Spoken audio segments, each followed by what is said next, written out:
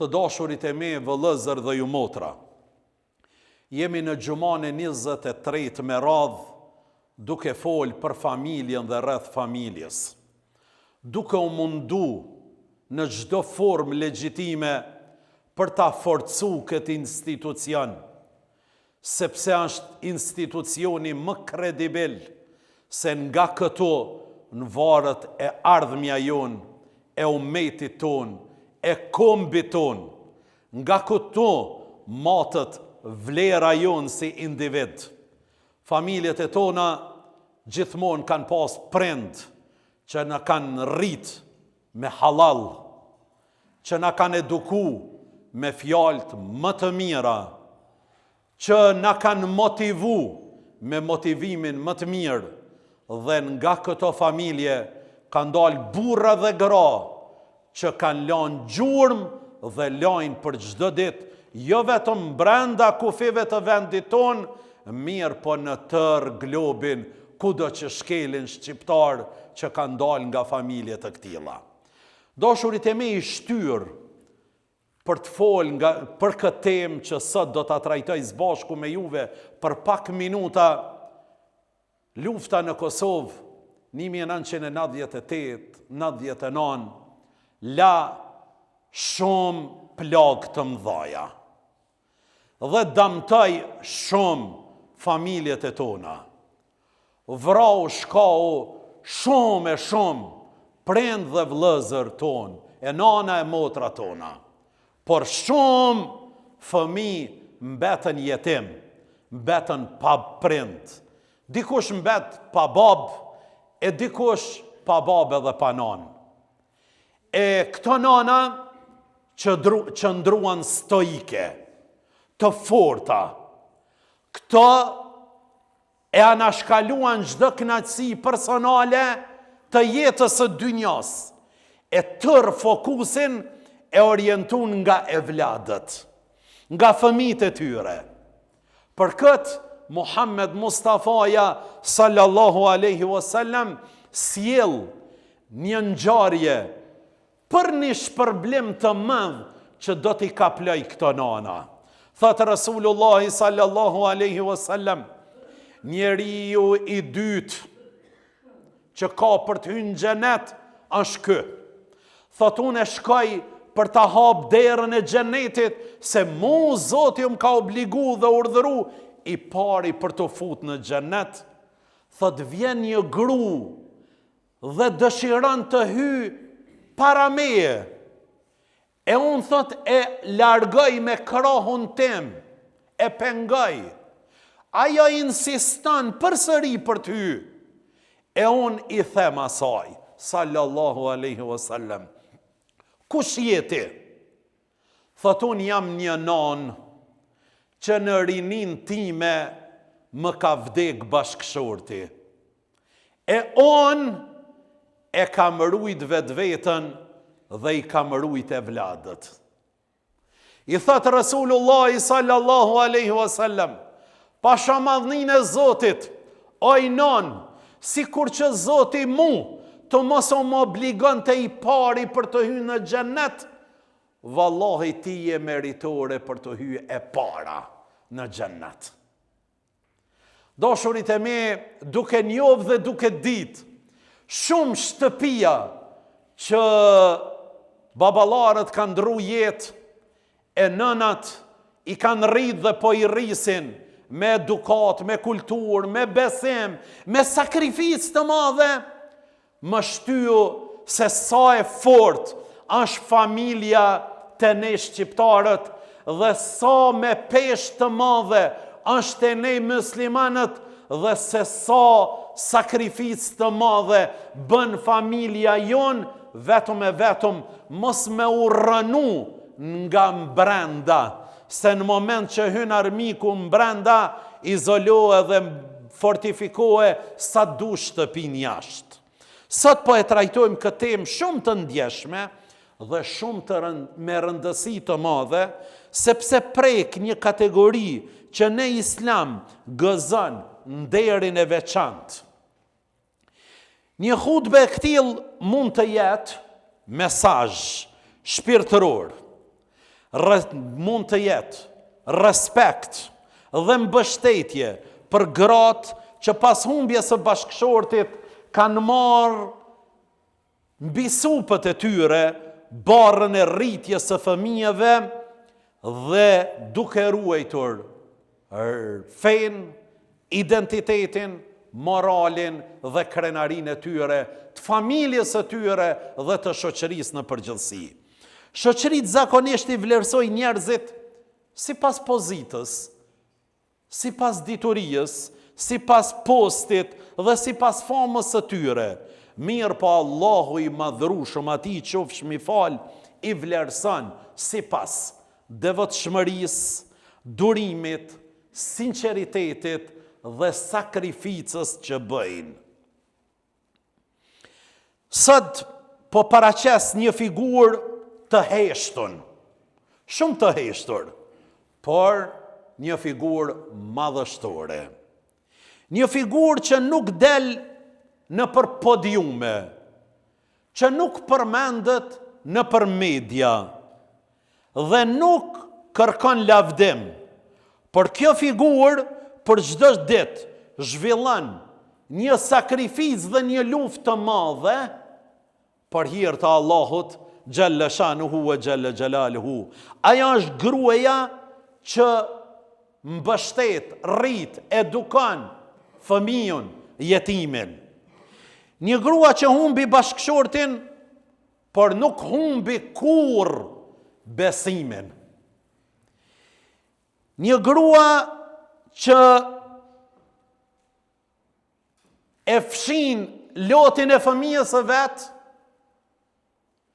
por fëmija nuk ja sheh lotin kësaj grua. Një grua që njëkohësisht u bën nën, u bën bab, u bën edukatore dhe mbrojtëse, burim mëshire dhe simbol durimi, është nana që rrit jetim. Në një kohë kur sfidat ekonomike janë të mëdha, kur joshjet morale janë të shumta, dhe kur shumë familje përballen me vështirësi të ndryshme, ka gra burnesha që ruajnë amanetin e jetimit të tyre, por njëkohësisht ruajnë nderin, moralin dhe besimin e tyre. Këto gra meritojnë jo vetëm respektin ton, por edhe mbështetjen ton, lutjet tona dhe vlerësimin e tërë shoqërisë që duhet ta ketë për këto gra, se këto janë heroinat e vërteta të këtij populli. Ato nuk po rrisin vetëm fëmijë, po ato po ndërtojnë një brez të ardhshëm. E çdo nana pikërisht, se Zoti kur nuk ndodh më të marrë diçka e mos më ta kompenzu me më të mirën, edhe jo 2 fishin, po 10 fishin e 100 fishin, për këtë botë dhe botën tjetër. Dhe ne sot i shohmi këta fëmijë. Sot i kemi politikaj e intelektual, sot i kemi ambasador e diplomat, sot i kemi mësues e profesor, sot i kemi ekonomista, sot i kemi polic e ushtar, sot i kemi në të gjitha porët e shoqërisë. Dhe nuk ka ndjenë më të mirë se sa ai të të prezentohet dhe të thot, unë jam djali filanit. O, Zoti i madh. Emri i tij kur nuk shuhet.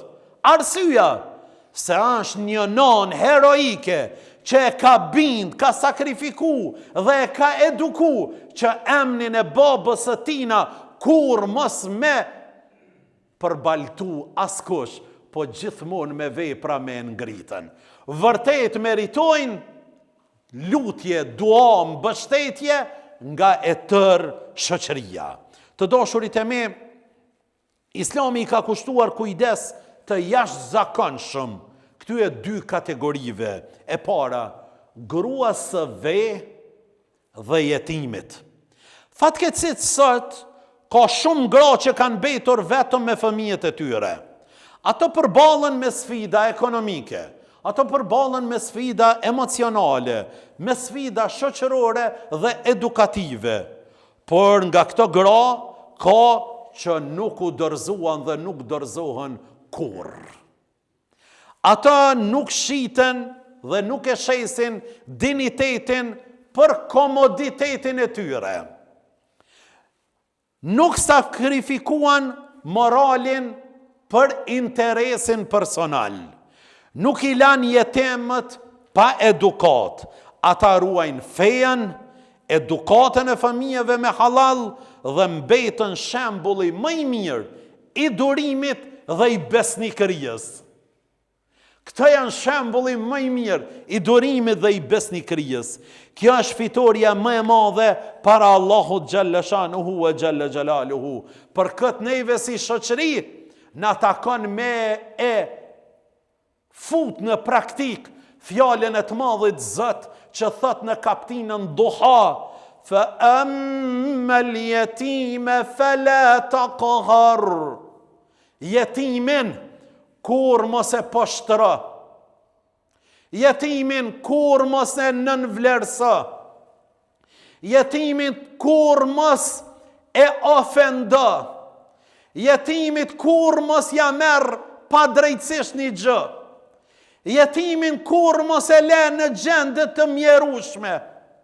Bëhu kraj i fort i tij apo i saj. Ati apo asaj përgdhelja kokën, puthja ballin dhe qetësoa zemrën tone. Është e rënd shumë, është e rënd kur ndoshta një pjesë të jetimëve, e sidomos familjeve të dëshmorëve, fëmijë të dëshmorëve, sa di shohmi duke shit shtalba, sa di shohmi duke bërë punë të rënda krahu, sepse dikush nuk ja ka vlerësuar kontributin e prindit të tina. Pasha të madhen Zot po ju betona në hutbën, në mimberin e Rasulullahit, kur që ta njerëz nuk kanë mja pa hajrin, keni me pa me sytë e tyre, po shtrimin e tyre, për ulësin e tyre, zvoglimin e tyre, mos respektin që shoqëria kur nuk kam i respektuar, do thot ata. Pse? Sepse pasunin e jetimit e ka ngran apo nuk e ka vlerësuar. Profeti Muhammed thëjke: unë dhe kujdestari i jetimit jemi bashkë në xhennet, i qejke këta dy gishtri, të lumët ata agjallar, ata daj, ata gjësh, ata familjar që janë kujdes dhe po kujdesen për jetimët. Thot unë, gruaja me fytyrë të zbehur, e tregon e shpërfaq vujtjen e saj, kur nuk do t'jetë vetëm, do t'jetë me pejgamber dhe me shuheda në xhenetet e të madhit Zot xhalla shanuhu wa xhalla xjalaluhu. Thot shtëpia më e mirë është shtëpia ku rritet jetimi, ndërsa shtëpia më e ligë dhe më e keqe është ajo shtëpi ku përbuzët dhe nuk nderohet dhe nuk respektohet jetimi. Erdhi dikush te profeti Muhammed alayhi salatu wassalam dhe i tha: ja Rasulullah, mu ka forcu zemra, mu ka bë guri. Çka të bëj? Tha: për kujdesu për jetimin. Ndihmoje jetimin. Ushqeje jetimin. Bëhu zgjidhës i një problemit jetimit. Allahu ka më ta dhon dynjan edhe ahiretin. Për këtë ulemaja islami thot: gruaja besimtare nuk nderon vetëm një shtëpi, apo nuk ndërton vetëm një shtëpi, aja ndërton një ummet. Dhe një grua e këtill, një nanë e këtill, është duke ndërtuar një ummet. Dietarët më të mëdhej që i ka pas ky din islam, i ka pas nga ato që baba ju ka ndru jetë, po nana është kujdes dhe e ka eduku në formën më të mirë të mundshme. Për këtë dashurit e mi, kërkohet nga ne si shoqëri që t'i nderojmë këto nana, mos t'i shiqojmë me mëshirë që i poshtron, por me respekt që i nderon. Shpesh dikush i shiqon me mëshirë, por me mëshirë që po i poshtron. Po na duhet t'i shiqojmë me respekt që i nderojmë. le t'i ndihmojmë, le t'i mbështesim dhe t'u japin vendin që e meritojmë. Një nën që ruan jetimin e saj dhe ruan nderin e saj është një heroin e heshtur. Aja për çdo ditë po e kryen dhe për çdo moment po e kryen një adhurim ndaj Zotit Xhaleshanuhu prej adhurimeve më të mëdhaja. Allahu ju dha shëndet dhe jetë të gjatë këtyre nanave. Allahu a mundsoft që me shiju jetën përmes kënaqësisë ati edukimi dhe kontributi që e kanë dhënë me familje. Allahu a bof xhennet këtë botë dhe xhennet botën tjetër. Walhamdulillahi rabbil alamin.